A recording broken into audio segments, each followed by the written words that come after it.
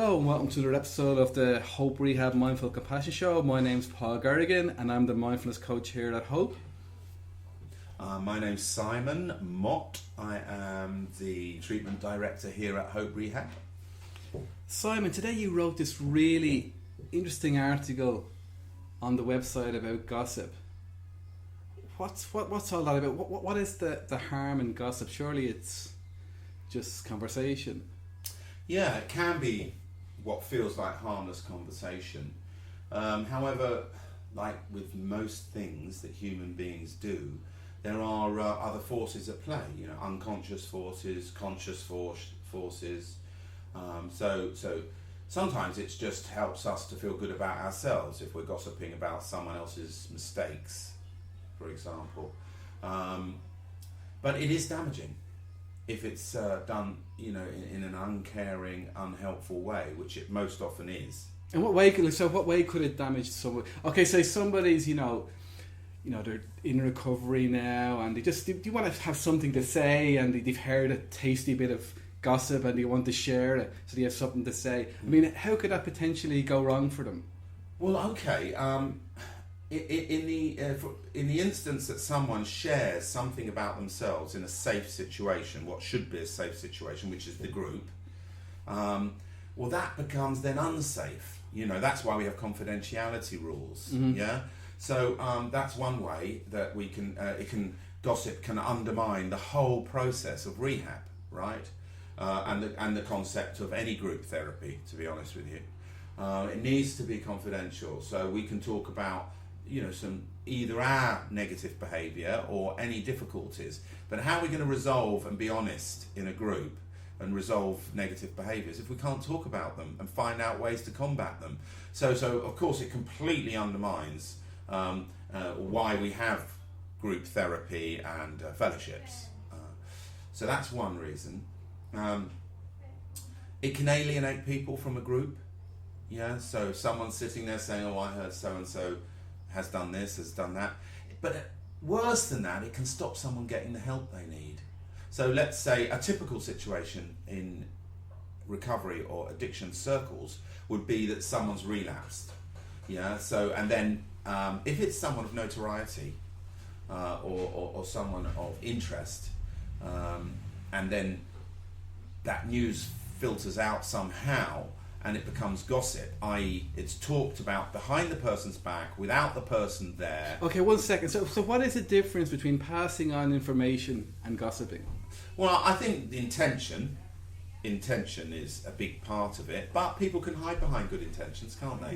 Yeah. What's that? The road to hell is paved with good intentions. Yeah. Something I like that one. No.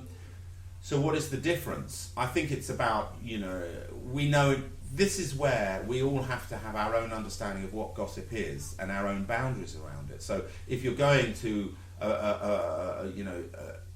if you're going to someone's friend and saying, "Listen, I think your friend's in trouble.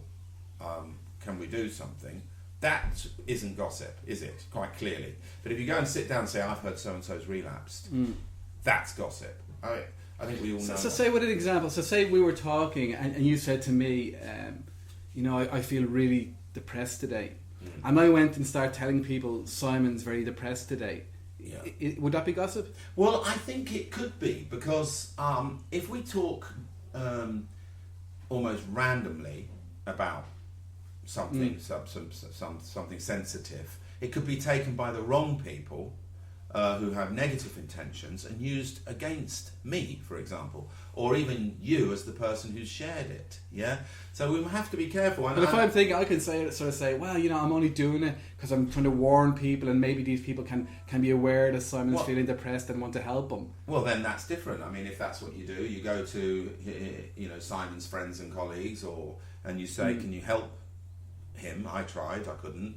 You know, but would you still see that? But you could still see that as gossip, couldn't you? You could see that as a big betrayal. Well, maybe. I think you know, there has to be some common sense here. Where if I'd said to you, "Please don't tell anyone else," it might be different. Yeah, but I mean, you know, I when I wrote this particular page or post on our blog, part of me remembers sitting in judgment of others, right? Mm-hmm. Self-righteously.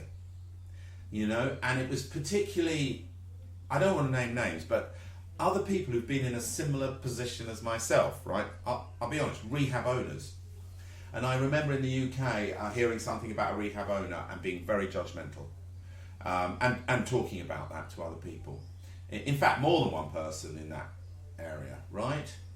But I've laughed to myself, you know. It's quite tricky though, isn't it? Well, let me finish. I've laughed to myself because a similar thing has happened to me. I'm now in that position they are in, you know, responsibility, notoriety, perceived as successful, perceived as, you know, being in a position to help people. And I've had people talk about me negatively in the same way, not the same subject matter, but, you know, other things. And I've thought, here we go. I have to always look up to the sky when that happens and then go, thank you, God, you're just teaching me another lesson. Everything, almost everything I have done has come back to me, even in recovery. Yeah, like I heard women I've been in relationships when I was using.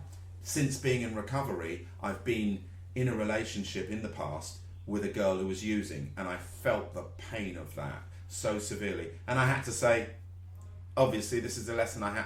Or, I mean, you know, karma, what we call karma. Yeah. It came back to me, and I welcomed it. It's like you sort of reap as you sow, don't you? Yeah. I thought, well, I've done this, of course. And it's almost like it's a gift. Yeah. Simon, now you can feel how it is, you know, and it's helped me in my work, actually. So gossip, I've engaged in it. In fact, going back to what you said before. So, say, remember you were back in England and you heard this gossip about a rehab owner. Now, you could easily sort of say to yourself, "Yeah, I need to spread this information because people need to know about this," couldn't you? I mean, you could really justify the gossip. That's right, and that's in my article. So, that's obviously how we legitimise. And how do we know we're doing that? Well, of course, that's why I've written an article, to raise awareness, and why we're doing this interview, to raise awareness. Most people don't know they're doing it. But of course there's a right way and there's a wrong way of getting things done. So if there is something that's very worrying, it needs to be done in the right way, not spread as gossip. And I tell you what really needs to happen before any of that is the truth needs to be confirmed. Yes. So much that people talk about is unconfirmed truth. They might think it's happened, or they know it's happened, but actually if you were to ask them, okay, give me the evidence, they don't have it because it doesn't exist, perhaps. So that's gossip. If you can't prove something, or you can't prove your legitimate interest, it's gossip. It's what we call here case building, recruiting. So for an individual, they might engage in gossip because they don't like someone personally, so they build a case, they recruit others into that. My article opens with a sentence about some research that was done, and that gossip is a defense mechanism against anxiety. So the idea that those people who engage, let's say in high levels of gossiping, it helps them relieve anxiety and anger. So it has a purpose, it's built in us, it's natural, but I guess the reason I've written about it is A, because I've been the subject of it recently, and B, because it's a very important topic in recovery, because if our group is unsafe, we could relapse, and if we relapse, we could die. I mean, obviously you can't sort of go into people's details, but have you ever sort of seen an example of gossip sort of putting someone, like, causing them to relapse or causing them to go way off track just from gossiping? It is an interesting question, because I have a friend who always says, no, gossip doesn't kill. Gossip doesn't cause relapse. Well, I mean, you've asked me a question. I couldn't answer that directly because I can't remember. I'll probably remember half an hour after the interview. But what I do know, I've seen a lot of people in distress over it. Yeah. I can tell you that. You know, I've been going to the fellowship for over 25 years. In that time, I've witnessed many people in terrible distress due to gossip and alienation in the rooms, of AA and NA in communities. So, I know it exists, and I know it harms people. And what does it feel like to be a victim of gossip? It feels so unfair, but of course life can be unfair. I'm not as naive to think it's always going to be. Apart from that, I mean, I try and turn everything into an energy. So now I've been energized to write a page about gossip and do an interview with you. So I think if we're angry about something, the best thing is to channel it constructively, right? In fact, that's what I would say about those who then go and gossip about the gossiper. You know, don't bother. Just do something really constructive with the anger. And I'm doing that on a number of fronts. But I'm not perfect, and I do things that are perhaps not the wisest things, you know, out of anger, you know, but I keep learning, and I'm open to learning. I mean, I wonder, is it sort of reasonable to sort of say you should never gossip? No, I don't think it's reasonable. Well, certainly not to expect people never to gossip, or yourself. But I think it's worth taking a look, read the page I've written, look at some. And we will link to that. We will link to that page. Yeah, look at the suggestions.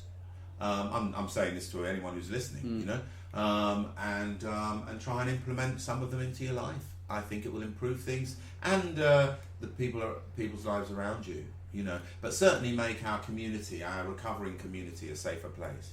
That's really the aim of all this. Okay, but say I'm coming to you, Simon, and I've just heard this juicy bit of news. I'm dying to tell you. What sort of questions? So, just if you sort of do like a list, what sort of questions should I ask myself before I share that information with you so that I don't cause any harm? Yeah, is it necessary? I would ask. Is Simon the right person to be telling? Will you get what you need from that person? Is it kind? Is it a kind thing to be doing? So there's a few questions you can ask yourself just to check, and if they answer, you know, positively, then say, yeah, I need to share something with you. I think it's also a really good idea before talking to someone about another person, saying, listen, I've got something I want to tell you about so and so. Do you want to hear it? Check. Instead of just, oh, did you hear so and so? That's blurting.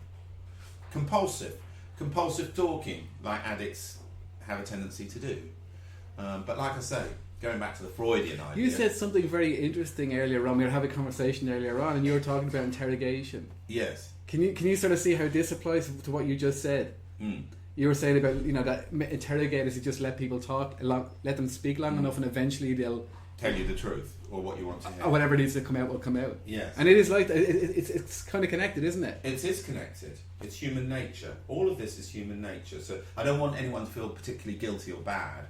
Just be open-minded to maybe doing things differently. And like I say, it really pertains to recovery. But yeah, it is interesting. I've since learned if you really want to know something about a topic, get the person talking and talking long enough, and basically they just tell you in the end, if nothing else, to get out of my office. You know. Yeah. So have you any? So how did you sort of wrap up that article in the? What was the sort of if you had to sort of summarize it in a sentence or two? How would you summarize that article? I know we link to it so people can read it, but could you summarize it in a sentence or two overall, or a take home point from it? I think a take home point is that it can be used in a positive way. Okay, tell me about that. Yeah, our urge to talk. Our urge to talk about our environment and everyone in it. So I would say take this away, that if the first thought is negative or maybe not in the best interest of whatever the subject matter is, then go to the second thought and apply some rules that will make it more positive and a more constructive conversation. That's what I'd ask them to take away. Yeah, but ultimately, if you've heard something about someone, you want to talk about it with them. Yeah. Before we wrap up, Simon, I just want to ask you one thing. We're at the start of the new year. Yeah. And you seem to have lots of plans. Is there anything you want to sort of share at this moment for the next year, I hope? Well, on the topic of gossip, positive gossip, yes, I do want to, because something I read when researching this subject was, the power of positive gossip, which is, I'm going to put it out there, we are expanding. We have to. just because of the sheer amount of people that are interested in coming to us, and also operating costs because I have such a huge team. So yeah, we're building another 4 rooms that will bring us to 20. We're enlarging the kitchens and service areas. I've just bought a tuk-tuk, yes, which everyone loves. We've got a new vehicle.